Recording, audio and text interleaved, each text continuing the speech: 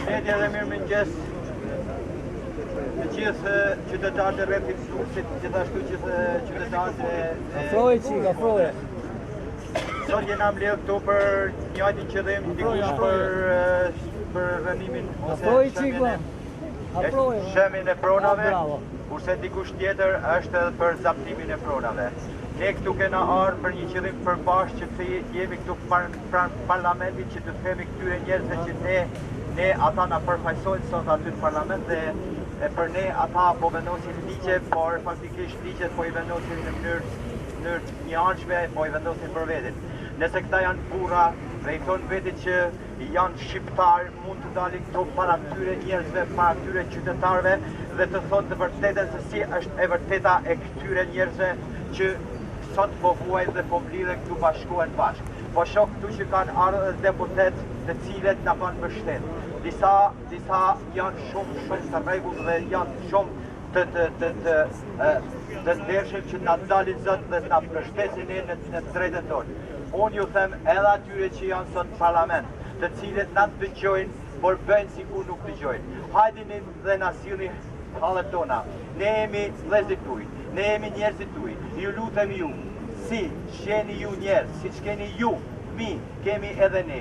Siç keni ju prona që keni vu vila dhe i mbroni ato me ligjet tuaja, na mbroni edhe ne pronat tona që na kanë bler partat.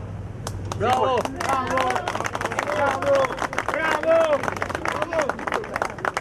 Sigurisht se durrësakët atje që po protestojnë këtu kanë drejtën e tyre dhe kanë shtëpitë e tyre nga trashëgim Lensit.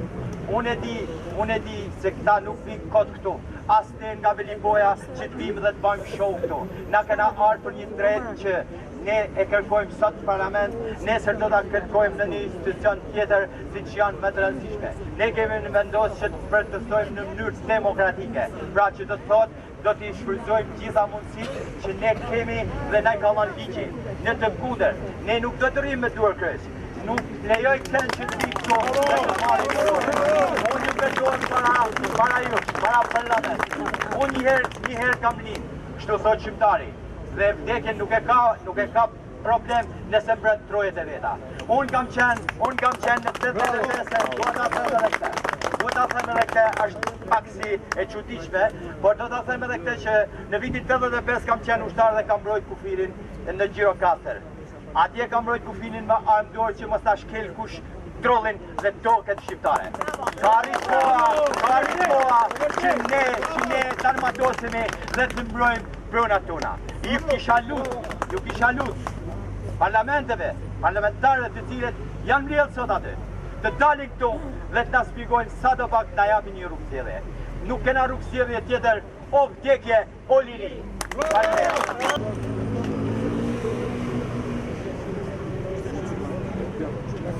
Tani, kjo në fakt është një çështje politike. Është një çështje politike sepse pronat nuk po ja vjedh vetëm një oligark. Pronat nuk po i vjedhin oligarkët, vetëm oligarkët. Pronat po i vjedhin oligarkët me politikën, me klasën politike të korruptuar që keni parlament. Ky është problemi, sepse nuk do kishte asnjë mundësi që askush të vite pronat tuaja pa ndihmën e tyre. Janë ortak. Dhe eshtja e tyre tregon pikërisht të gjë. Tregon që janë bashkë, po i vjedhin pronat bashkë. Pronat, padrejtësia me pronat është padrejtësia më e madhe që është bërë populli shqiptar në këto 35 vjet.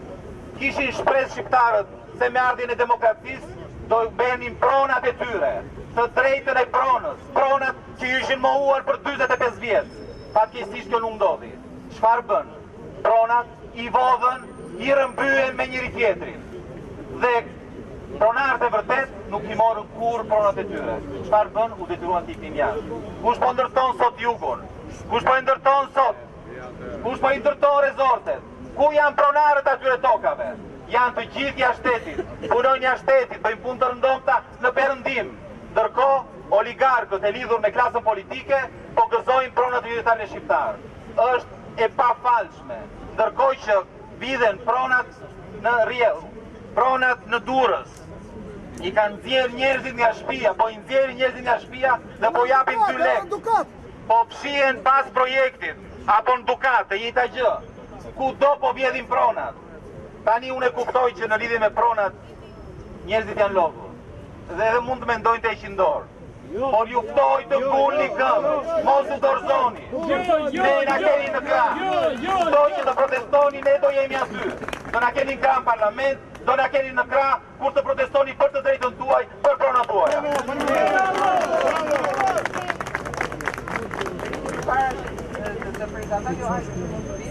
Unë ju e tash të njerë, jam e bukur që pati lëvizja jone, ishte pikërisht që të gjithë përfaqësuesit në pozicione, shtetërore, institucione apo partijake, na kanë ndihmuar me mënyrën e tyre. Unë një falenderim të veçantë ndjek fjalët që përfaqëson lëvizjen bashkë, pavarësisht se unë aty aty e qytetar, nuk je përfaqësues i partisë. Dhe redin këtu e kam thirrur për falenderim dhe për t'i thënë ti je qytetar si gjithë të tjerës profë dhe ta. Falenderim. Ne këtu jemi si qytetar dhe kur shkojmë aty brenda do të bëjmë detyrën si deputet të këtij populli, sepse që nga viti 91 shqiptarët kanë pasur plot arsye për të emigruar jashtë vendit.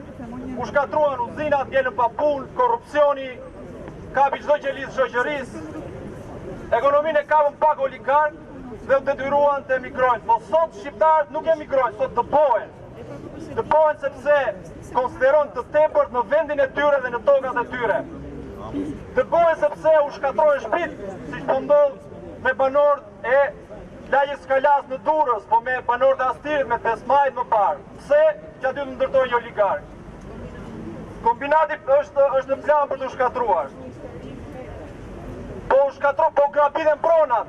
Jo vetëm pronat, u grabitet shpresa e tyre për ta pasur, për ta zotruar dhe për ta zhvilluar atë pronë. Ëndra 35 vjeçare me cilën janë dallur këta politikanë. Dhe jo vetëm me banorët e Rjollit, po me banorët e Jugut, të Bregdetit, të Zvornetit së shpejti. Pse që aty të ndërtojnë një oligark? Po tallen me pensionistët.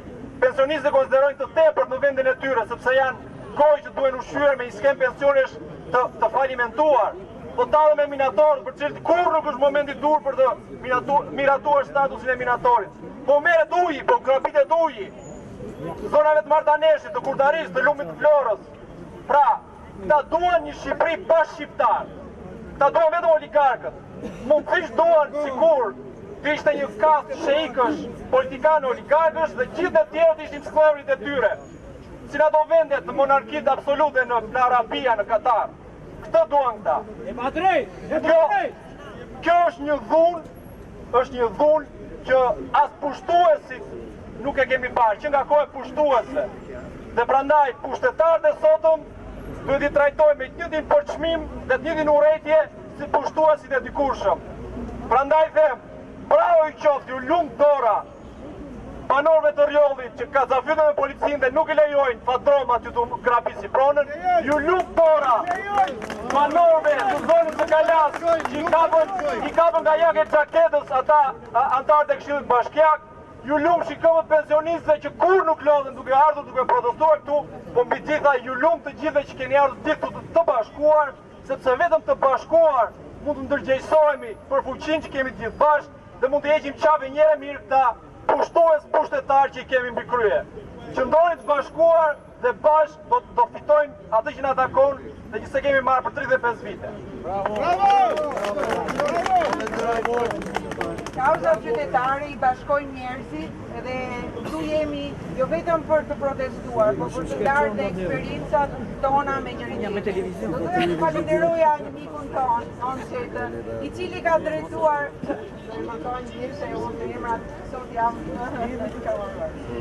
çështja e kombinatit ka qenë një çështje shumë e rëndë.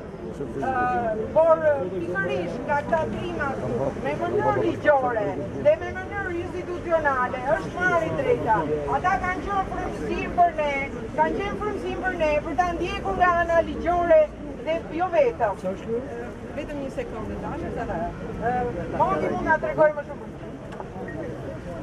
Përshëndetje, zonja tha që kemi qenë frymësim. Fakt frymësim vërtet jeni ju sot, sepse esenca e demokracisë është qytetari që i jep mandatin dikujt për qeverisur, t'i kërkoj llogari qeverisjes dhe mos lejoj që qeveria të marrë politika kundër interesit të qytetarit të thjeshtë. Dhe kjo është ajo që po bëni ju sot. Ju nuk jeni të vetëm, sot ka qenë rradha juaj, e tursakëve, e njerëzve në rjoll, po më përpara kanë qenë komunitetet të tjera që kanë vuajtur të njëjtën model qeverisje të Ramës, të njëjtën filozofi, grabit pronën, mos respektoj qytetarin dhe tregoj arrogant, sepse faktikisht, duke mos pranuar që të ulet të bisedojnë me qytetarin, politika dhe qeverisja e Edi Ramës tregojnë që është një qeverisje arrogante. Kështu që merita ju tregon juve që sot jeni mbledhur këtu, jo vetëm për të mbrojtur të drejtën tuaj që Rama pretenton ta punojnë, por edhe për t'i treguar gjithë njerëzve të tjerë që përcënojnë të drejtat nuk rrihet në shtëpi, nuk pijet kafe e merë në përkatër. Por dilet dhe i thuhet qeverisë stop. Prandaj ky është shembulli që ju po jepni sot dhe mua më vjen akoma më mirë që këtu keni dhe përkajën e deputetëve të partive të reja politike, sepse kjo lloj përkaje tregon që ju këtu nuk jeni pesëm. Kjo lloj përkaje tregon një kufi ndarëse midis atyre që janë vërtet për krah popullit, vërtet për krah qytetarit dhe atyre që punojnë kundër interesave të tyre. Kombinati është një histori e shkuar, gjithmonë ka pasur dy rrugë, rruga e protestës dhe rruga e gjykatës. Personalisht kam ngulur këmbë të trokasit me gjykatë, sepse e mirë apo e keqe drejtësia, të mirë apo të këqij gjykatësit, vendimet që ata japin, kur ata japin në kundërshtim me interesat e qeverisë, janë vendime që mbrojnë qytetarin. Kështu që ne, duke zgjedhur gjykatën dhe duke fituar pak, në 22 raste, 18 herë fituan banorët e kombinatit. Unë uroj dhe kam ngulur që në fillim që edhe ju të shkonin në gjykatë. Por edhe kjo rrugë që ju keni zgjedhur është rrugë shumë e mirë, protesta, për të treguar jo vetëm këtyre, por edhe gjithë shqiptarëve të tjerë. Duhet të ngrihen, dhe nuk është puna të ngrihen vetëm atere kur I vjen zjarri tek prona e vetë. Të ngrihen edhe për ky zjarr dizet edhe tek të tjerat. Kështu që përgëzimet e mia dhe mbështetjen dhe kurajo që ju të vazhdoni në këtë. Duar larg nga prona tona, duar larg nga prona tona, duar larg nga prona tona, duar larg nga prona tona, duar larg nga prona tona. Doja të jepja fjalën Dorit, avokates e cila dhe lëvizjes Shqipëria bëhet, e cila na ka dhënë hapësirën në protestën e saj para kryeministrisë për të bashkuar për çështjen tonë. I falenderojmë për gjithë ndihmën që na kanë dhënë, jo vetëm me pjesën e protestës, por dhe ligjore dhe morale në çështjet tona. Dhe kjo është dita e bukur që kam thënë dhe e themi gjithmonë.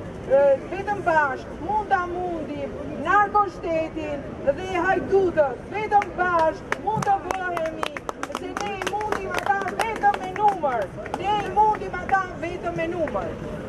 Fjala për çfarë? Numër me 300 tonë. Mirëdita të gjithëve. E vlerësoj shumë që keni ardhur, do doja dhe ata që janë nga fundi të na afrohen. Unë jam Dorina Prezi dhe vi këtu si përfaqësuese për të treguar mbështetjen në emër të Shqipëria Bëhet, që është një parti e re politike. Ju e dini që ndoshta jo se sa ditë, po ju e dini që ne po protestojmë përpara kryeministrisë për 65 ditësh pa ndalim, 24 orë në 24. Është shumë e rëndësishme kjo që bëni për të mbrojtur pronën tuaj. Është shumë e rëndësishme ju që keni ardhur në mbështetje të tyre pa patur një problem personal, sepse kjo është e gjitha ajo që ne po përpiqemi të tregojmë përpara kryeministrisë, se nuk jemi për problemin tonë. Unë nuk dal të protestoj se kam një problem me pronën time. Nuk dal të protestoj se jam e sëmur unë dhe nuk më kanë dhënë ilaçet e mia. Jo! Ne jemi aty për Shqipërinë. Ne jemi aty. Ne jemi aty për ju, pikërisht për këtë problem, sepse e kemi kuptuar, problemi I tyre qëndron tek interesi vetjak. A e keni parë që një grup kriminal të bëjë sukses një nga cilësitë e mafiozëve dhe kriminalëve është uniteti, është bashkimi. Ata janë më të bashkuar se ne. Ky është problemi. Ata janë më të bashkuar se ne, prandaj unë dua t'ju ftoj të mos reagoni vetëm për problemin tuaj, të reagoni për problemin e komshiu tuaj, fqinjit tuaj, e njëri tjetrit, siç jemi sot. Duhet të jemi në unitet që të bëhemi të fortë, sepse të vegjël e të pakët ata do të na thyej. Një arsye përse ne kemi dalë një protestë qendresë 24 orëshe është për të ngritur poshtë dritares së kryeministrit një vatër të nxehtë e cila ta rrezikojë pushtetin e tij. Duhet ta përqendrojmë vatrën aty, prandaj dy thirrje kam për ju. Që në fund të kësaj proteste të bëhemi të gjithë bashkë të marshojmë drejt kryeministrisë, sepse fajtori kryesor në këtë vend është Edi Rama, është Edi Rama ai që i luan të gjithë telat. Të gjitha fijet e krimit i koordinon Edi Rama, prandaj pushteti i tij duhet rrezikuar atje poshtë zyrës së kryeministrit. Bravo!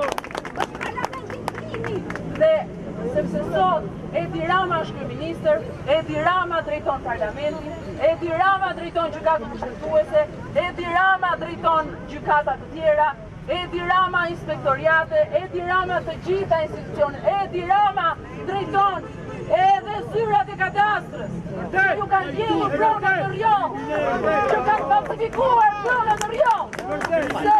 Se i kanë falsifikuar, sepse kanë bashkëpunimin dhe mbrojtjen e Edi Ramës. Edi Rama drejton aksin. Prandaj të dashur vëllezër, motra dhe prindër, duhet të mblidhemi të gjithë bashkë atje poshtë zyrës së kryeministrit dhe të ngrejmë secili vatrat e veta pa u bashkuar me askënd, në asnjë logo, secili për vete. Dhe thirrja ime e dytë është që përfaqësues nga ju që keni probleme me pronat, të ulemi në një tryezë, të dëgjojmë njëri tjetrin dhe të bëjmë një strategji për të gjetur zgjidhje, jo vetëm përmes protestave, zgjidhje ligjore, zgjidhje për të parë se si mund të ndryshojë ky vend një herë për gjithmonë. Duhet të ulemi, ta dëgjojmë njëri tjetrin, të lëmë krenaritë dhe egot dhe të bëjmë atë që duhet bërë për Shqipërinë, për ta shpëtuar këtë vend.